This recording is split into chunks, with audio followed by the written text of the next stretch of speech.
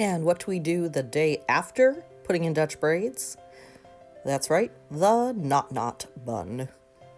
Literally, I am just knotting the two braids as far down as I want to. And if I hadn't let some of the tail of the braid unravel, it would be better, but I did, so that's where we're at. So I'm going to tie it down to a certain amount of length and then wrap it around like a cinnamon bun, and it's going to try to fall, and I'm going to pull it back. And then I'm just going to secure it with my plain swerve that kind of disappears into the hair, but could certainly do it with one of the fancy ones like the orchid one that I love, or any other ones too.